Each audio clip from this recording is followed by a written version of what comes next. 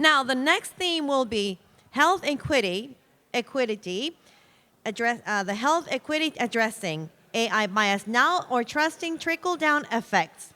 The moderator for this area will be Seira, the founder of Socius, and the speakers will be Chiara and Mr. Azuma.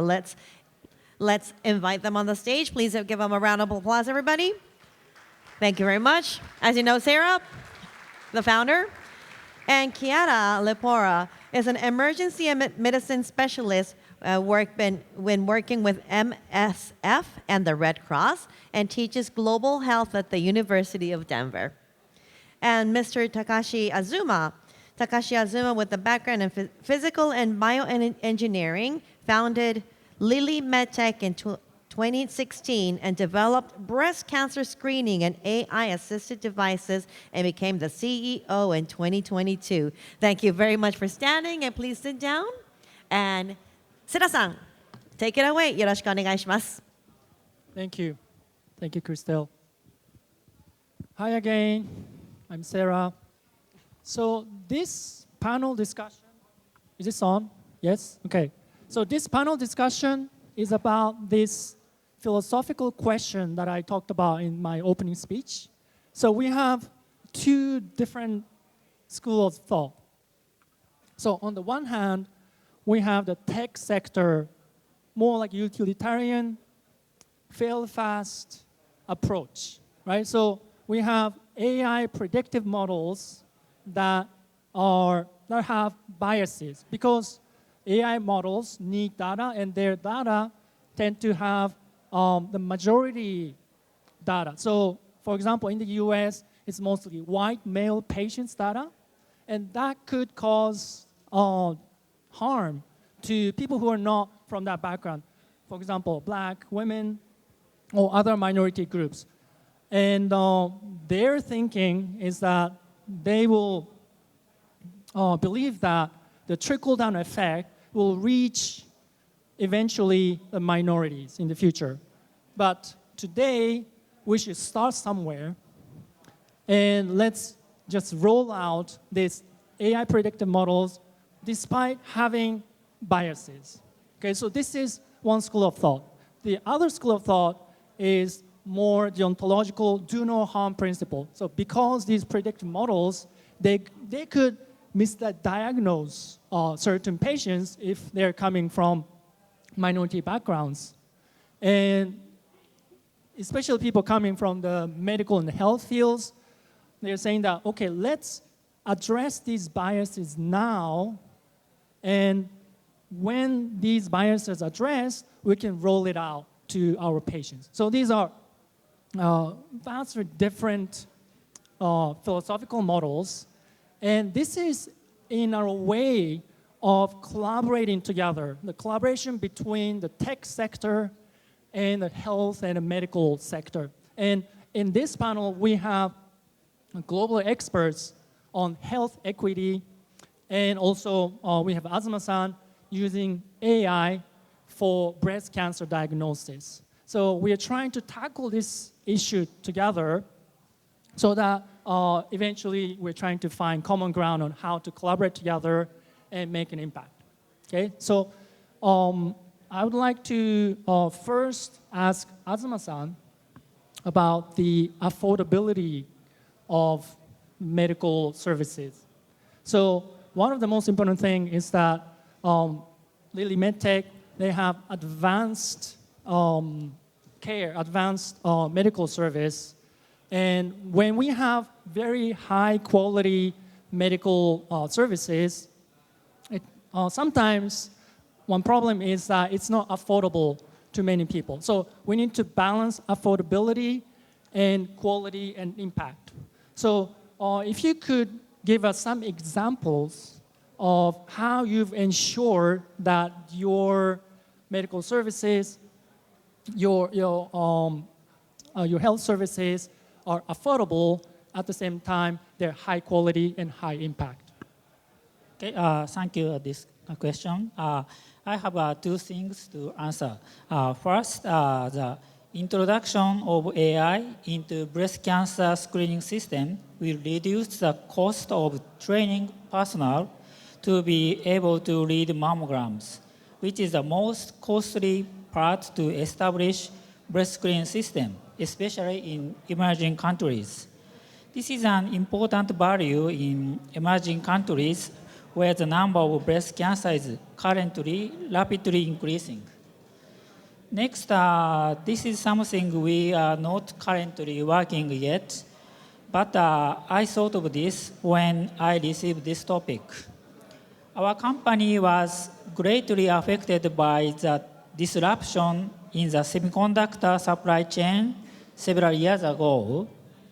At that time, we found about the 1 to 2 digit difference in the price between authorized purchase for medical device and broker purchases. Among diagnostic imaging systems, analog components account for a high percentage of the cost of MRI and X-ray. Then any cost reduction is difficult in these devices. But ICs account for the largest percentage of the cost of ultrasound system, such as our products. If we can introduce flexibility in the planning and manufacturing schedules, in addition, based on the implementing a function that monitor its own IC performance, it may be possible to commercialize a product at significantly lower price. Thank you. Thank you. That's very interesting. And so now I would like to ask both of you, Chiara and Azuma-san. So as I mentioned in the beginning, ensuring fairness in predictive models, addressing these biases is very important. It's a hot topic in the industry. And in your view, what are the most effective methods for validating and recalibrating these models to ensure they provide equitable outcomes across diverse populations? Chiara? Yeah, thank you very much, Seira, and thank you, Azuma-san, for what you said. It's true that AI is a big promise in health and in health equity today, but the risk of not using it in the correct way are also so high that they risk hampering the development rather than supporting it. So there are a couple of aspects that are essential to keep in mind. The first one is what training data do we use? And how representative are those training data of the population that the model is supposed to work on? The algorithm is just going to be one of the parts of success, but it cannot be successful unless there has been a representative choice made in advance. And then, of course, the validating and recalibrating aspect, which you mentioned, are something where I think it would be important to have an impact as well in the way in which the medical education is provided and is supported. And this is what I mean. Historically, doctors have been trained to be very disciplined, have been trained to be extremely good in memory, good in applying what they've learned, in ensuring standard, being rigorous with their job. With the development of AI, this is not as relevant anymore, right? Any computer can be more disciplined than any human and can be more rigorous and have a better memory. So it wouldn't be very valuable. However, what we need in the recalibration of models is skepticism. We actually need medical staff, medical doctor, to be able to be skeptical about any result. And so be able to intervene with that critical aspect rather than the validating aspect that they've learned in the past. Amazing. Thank you. Thank you, Chiara. Azuma-san? Okay. After the introduction of an AI device, it will be important to verify each minority group for which performance difference may occur. In the case of breast cancer screening, Any difference in performance between the majority and minority groups in terms of evaluation of false positives, evaluation of false negatives using interval cancer data, and the percentage of early-stage cancer among cancer detected by screening should be monitored.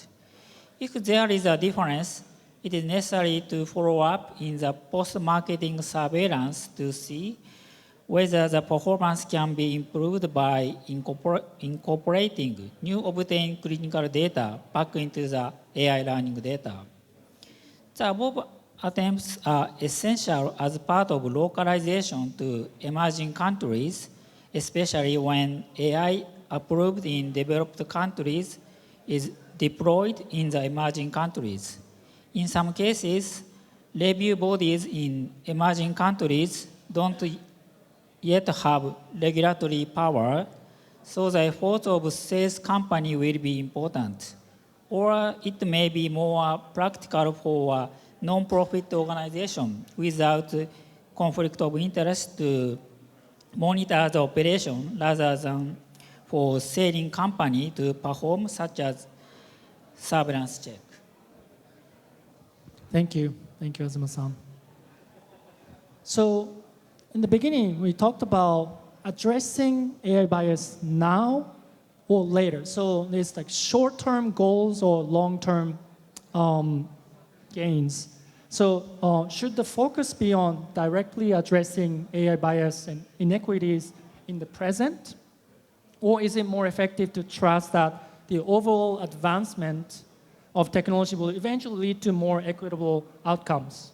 So what are the potential risks and benefits of both approaches? Chiara. Should I start? So this is not a new problem in medicine and in healthcare in general. All the pharmacological advancement and development, for instance, have been done with an initial model of a 75 kilos man. And those standards have then been little by little applied and adapted to different populations, from the youngest children to pregnant women to elderly population.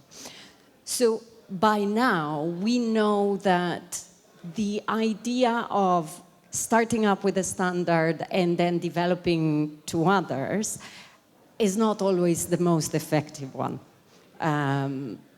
Tendentially, the concept of trickle-down effect has a lot of risks and failed in so many ways that the development of new technology should actually allow us to avoid that and start in a much more personalized, what is called precision medicine. So much more individualized, much more specific to context and different people. So I would favor that option, and the idea that that might take longer might not be real anymore, because again, the part that usually took longer is today can today be done by computer, who are much faster than we've been. Now, the one exception I would put is really for emergency situations.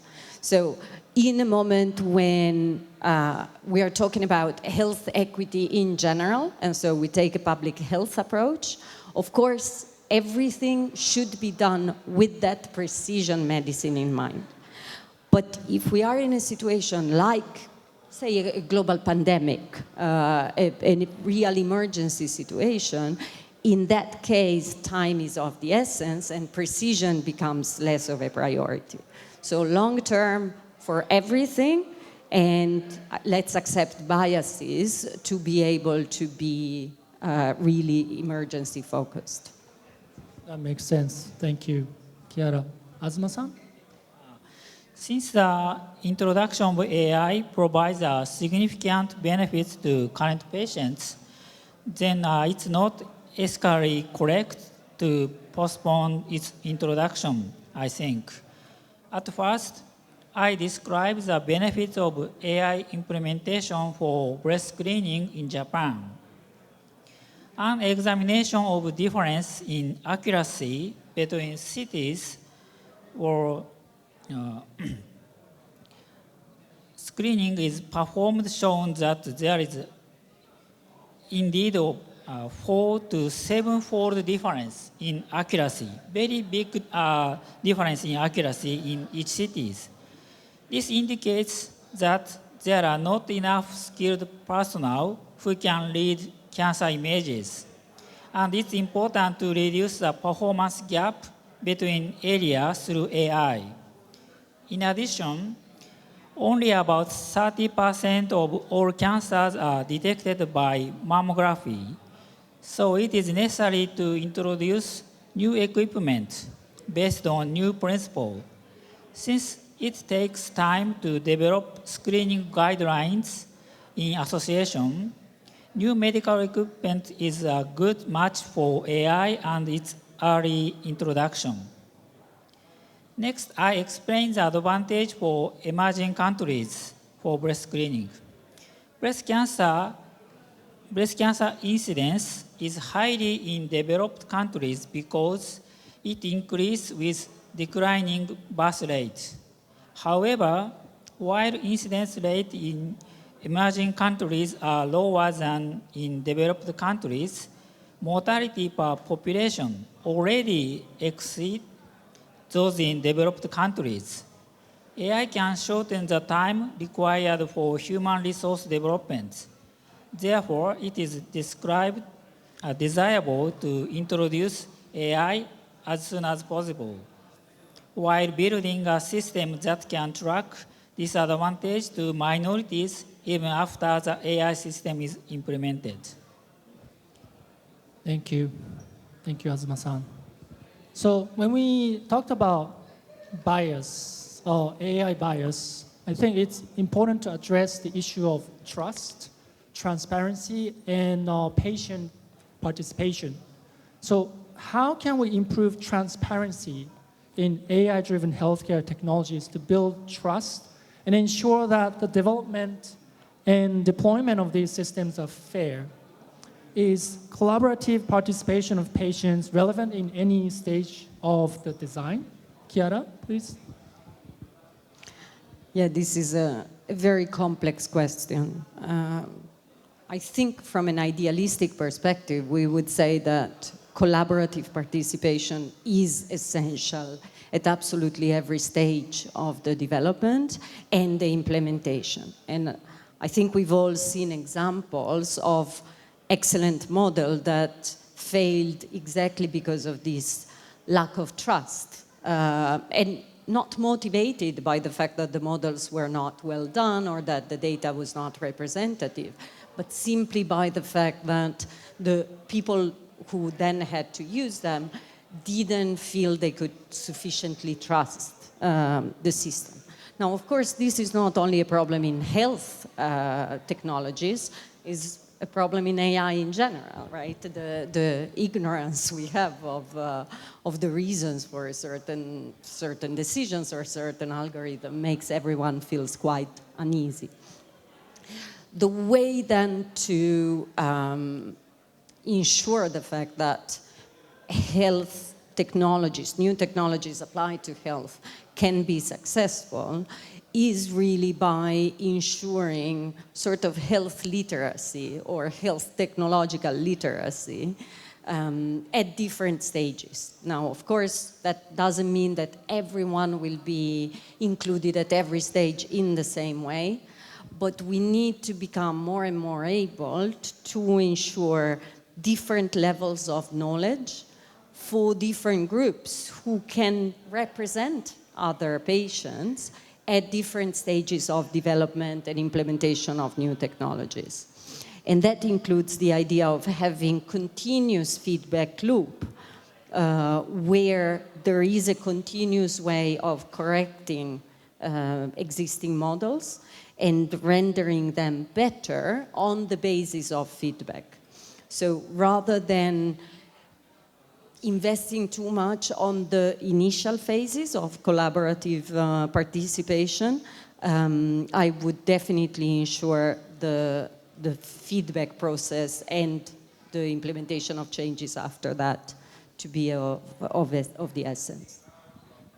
Thank you, Chiara. Azuma-san? For example, in clinical trials in drug development, it is ethically necessary to minimize the number of participants because of the structure that does not allow for risk-benefit balance, whereby participants take risk and future patients gain benefits. On the other hand, in AI development, the disadvantage of participants is relatively small because the main process is to verify the results through retrospective analysis. It is important that as many participants as possible participate and that no minority group is left out of the validation process. And it is important to ensure transparency regarding the content of the validation process. Thank you. Thank you very much, Azuma-san. Thank you, Chiara. So we seem to have some time for questions from the audience. So if you have any questions, please raise your hand so that one of our team members can give you the microphone. Anyone? Questions?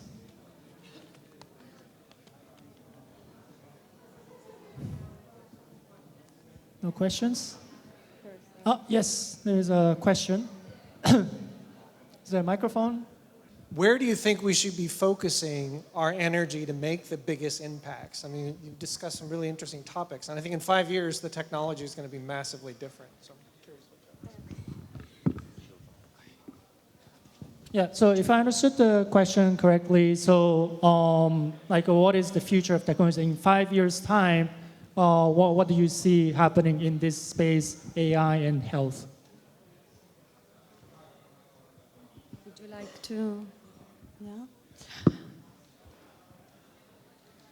I really think is in the precision aspect of medicine more than anything. So in the past, there has been a lot of talks, for instance, about diagnosis or AI being particularly important in the diagnostic field versus the therapeutic one.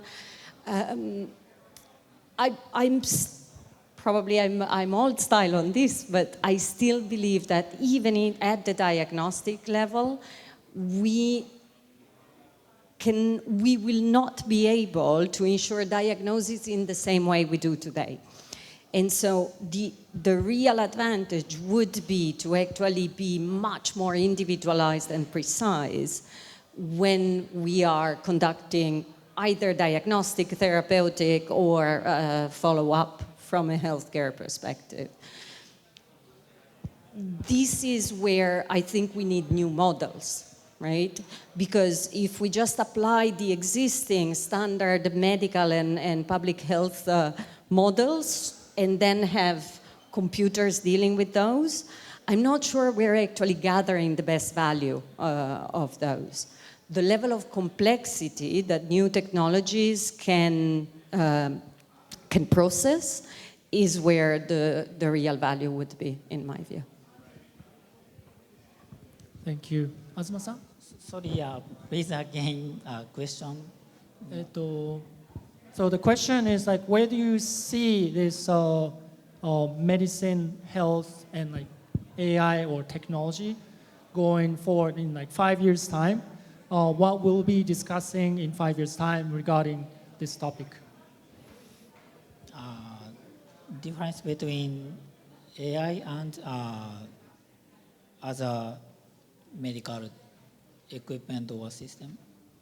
Sorry. Yes. So there will be many technological advancements in 5 years. And what we talk about today will be very different from what we will talk about in 5 years' time. And where do you see where we are going in 5 years' time?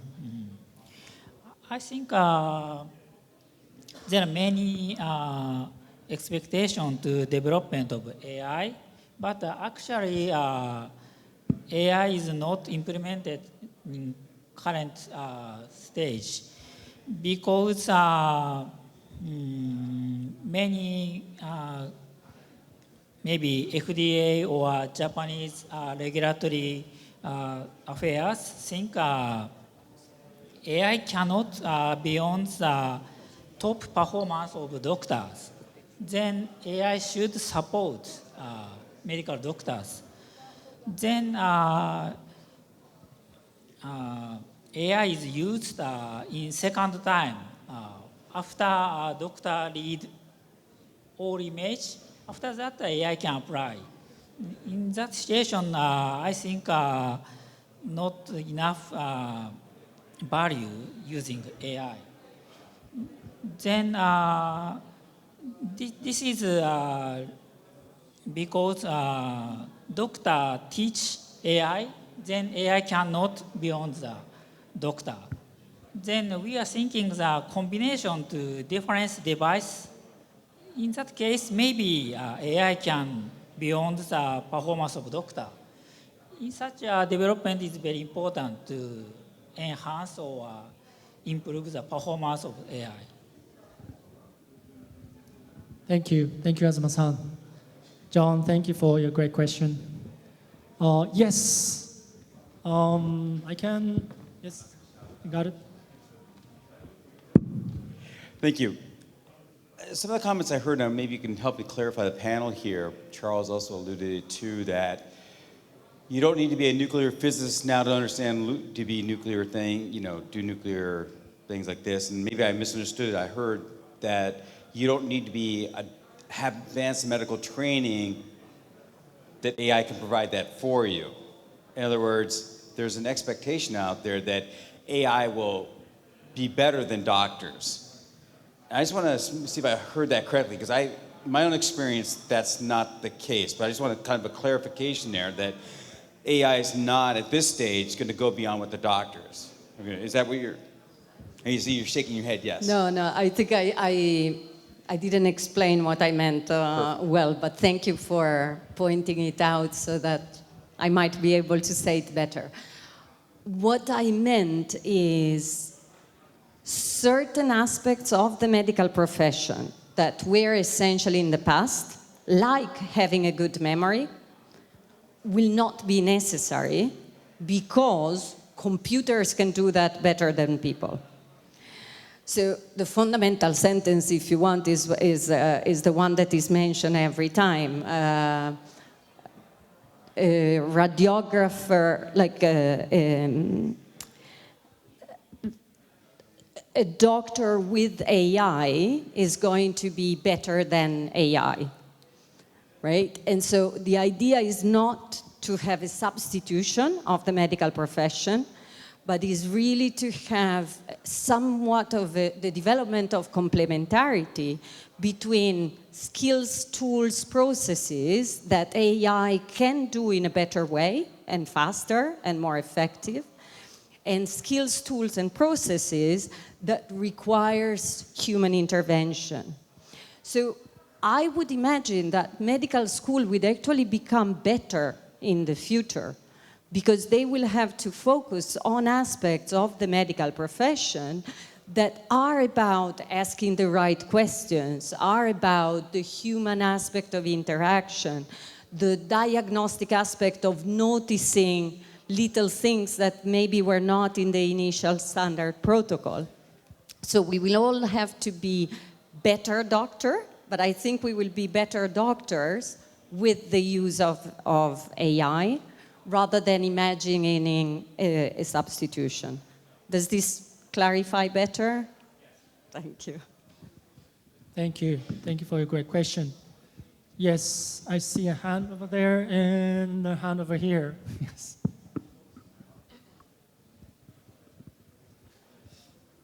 Galina, we'll come back to you later. So my question is, as AI is more available to everyone, as it increases, I think it's safe to say that there is a trend of people self-diagnosing by putting their symptoms into AI. What are your thoughts on this trend, and how do you see it impacting the medical industry?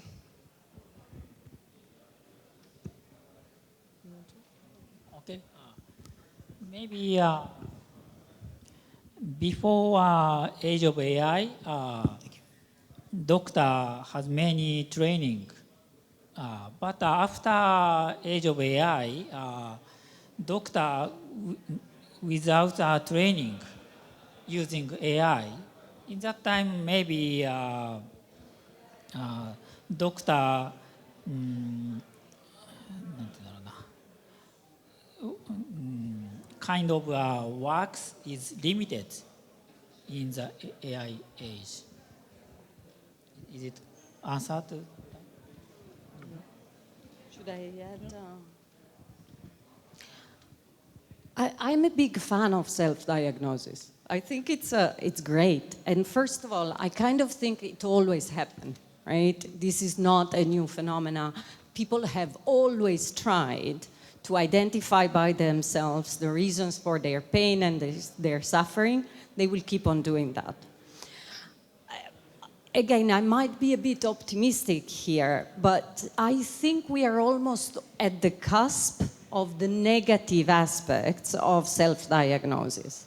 Meaning, if we look at the last 10 years, people all over the world started Googling anytime they had a symptom, and they usually have cancer out of a diagnosis out of that, right? So we've all done that. It's not very effective. It's not effective to the point that now people are skeptical about that. And so my optimistic view is we are probably at the point of the curve where it is understood that, yes, getting information by oneself is an essential aspect that we can all do, but that is not going to suffice if one's pain or suffering becomes complicated. And so again, the future of medicine is not a doctor telling a patient what the patient is supposed to be doing. The future of medicine, the future of healthcare is a real partnership between patients, new technologies, and medical competence. And we all need to somewhat ensure that these three, like the triangulation between these aspects, is as effective as possible. Not by somewhat bashing self-diagnosis or the search for solutions, that is a very humane and natural thing, but by gathering that need and ensuring that new technologies, for instance, make it better in terms of, okay, this is an easy thing that can be said and applied by everyone, and this is where a medical specialist is really necessary. Thank you, Chiara. I think we had another question over here. Where's the mic? Oh yes, you had a question over here. Yes, thank you very much for the discussion.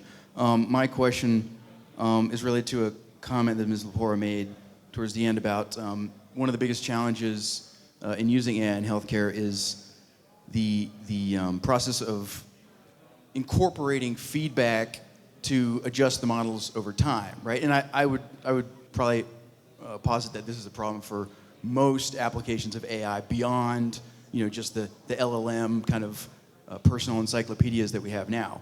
In healthcare specifically, I would also posit that there's a real challenge in getting the right feedback and the right data on outcomes, especially when we look at diseases of modern civilization that often take decades to develop. And we're still uncertain of what exactly doctors maybe should be looking for during that time to identify the most at-risk patients. The outcomes that we look at are really, really rudimentary at this point, is my understanding. So anyways, I was wondering if you had any further thoughts on maybe the improvements that we need to make in how we get better, more granular data on health outcomes. Because again, I agree that feels like kind of a prerequisite to really unlocking the potential of AI in healthcare. Thank you. Thank you. Azuma-san or Chiara, do you want to answer that? Or? Do you want to start, or should I? Maybe I will start just by mentioning something that, Azuma-san, your endeavor at the moment might already be a solution for. Meaning, some of the work that is being done today will mean that, will hopefully mean that in 5 or 10 years' time, diseases we're used to will not exist anymore. It doesn't mean they will not exist, of course, but that if we diagnose them early enough, then we will implement preventive medicine, all the anticipation aspect that will somewhat avoid some of the problems. Is this fair to say, you think? Yeah.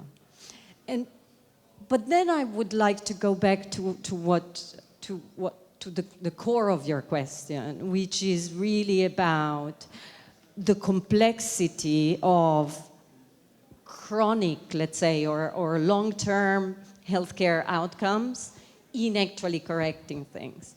Here I will go back to what Sarah's question, meaning when we are talking about long-term and chronic diseases, for instance, we really need to ensure that the data that we are training our models on are representative, are complete, are as fair and as good as possible. Exactly because of the weakness that you point out, health outcomes are very hard to interpret, and long-term health outcomes are even more complicated. So we actually need to do a lot of work before getting there, and then surely have monitoring, but not rely too much on the fast and fail type of model. Different question when we're dealing with emergency conditions. So in emergency condition, we can actually implement very quick and dirty type of models that will correct themselves because the feedback loop is a very short one. For the type of diseases that are most common for population in high-income countries, aging population, for instance, and the type of demographies that we have in a country like Japan, no, it's really about being complete, individualized, precise from the start, because we wouldn't have the capacity to correct in time. Thank you, Chiara. I think there was another question over here. Where's the microphone? Sorry, it's with me. Sorry, over here at the back. Oh, you had a microphone. Yes, yeah, please first. I have a question related to liability regulatory compliance and that area. So as you mentioned earlier, related to large data sets, what can be measured is often, what can easily be measured and what we know is what we have very, very good data sets associated with. And this is across all conditions. My question to you is, as we move to a world where the medics of the future are going to be leaning heavily onto AI models with incomplete data, fundamentally, we have to admit that. When the AI makes a diagnosis and the medic signs off on it, if it's got it wrong, how do we manage the liability of that? This also touches on self-driving cars, drones, etc. If you're a drunk driver or you're incapacitated or you make a mistake, it's very simple in the eyes of the law who's at fault. When we move that responsibility and duty into an AI, and specifically when it relates to critical health care, chronic conditions, where does the liability lie and how is the industry going to deal with this? Yeah, That's a good question. It's a tough one. Please. I think that question, in other words, it is very difficult to set the target value using AI system. In example, in the case of automatic driving system, people know the accident rate. Then target is smaller than automatic car system is a human accident. But in the case of a medical system, we have not enough data about the misoperation of doctors, then it is very difficult to set the adequate targets. That is one huge problem using AI. Chiara, do you have any thoughts on this? Not sure I'm the right person to answer to this question, because I'm actually quite skeptical about medical liability already today and even in the past. I think, aside from, of course, egregious mistake where, I don't know, the surgeon cuts the wrong leg of the patient, the vast majority of other medical mistakes are very hard, very, very hard to identify on a personal single liability point. Because healthcare is a collective, usually, very collaborative endeavor anyway. So I think your point is correct, that the use of new technologies is making this even more complicated, unless we maintain sort of exactly the same attitude that we have today. Meaning, for instance, as of today, if, let's say, there is a mistake in a lab diagnosis, the liability still lies with the doctor or the lab technician who is in charge of that diagnosis. I would say with new technologies, we would need to maintain the same strictness. Liability can still only be human, and the doctor, meaning the point of contact between the patient and even the machine, is where liability should remain. Not because I think that's right, but I think it's the only way we have today. But again, ideally, it would be better to probably maintain that level of higher standard required from the start, so that the cases will be very few. The cases of real discussion will be very few. Thank you. Thank you. I think we have one more question here, please. Yeah, thank you. You touched a lot about the interaction between the medical professionals and AI, and also the future of medical education. But the truth is that in some countries there just aren't enough trained medical professionals to go around. So how do you see the future or the role of the AI in medical education and training? Great question. Any thoughts, Azuma-san? Okay. Maybe AI has a new potential, not replacing the function of doctor. One example I found very interesting news using Apple Watch. Some person had a side effect caused by vaccine of COVID. But that is very, very rare case. Then it is very difficult to gather the evidence. But using long-time monitoring, people can compare before some injection and after something. Such cases are very difficult to doctor analysis. That is very unique AI application using long-term monitoring for individual patients, I think. Thank you. Chiara? No, I see huge opportunities there. I really think that AI, but new technologies in general, are already playing an enormous role, not only in the basic medical education all over the world, but also in the higher medical education. I'll just give you a personal example. We now run a like a sort of master course for doctors, so higher education for doctors working in humanitarian context or in crisis context. these years are the first one where we actually have doctors who are living under war situations. So doctors from Sudan, from Afghanistan, from Ukraine last year, from these different parts of the world who are participating in trainings, and they are much more able to use all the AI support even in their daily job, even before the end of the education, just because those are available today. Something like this would never have been possible a few years ago.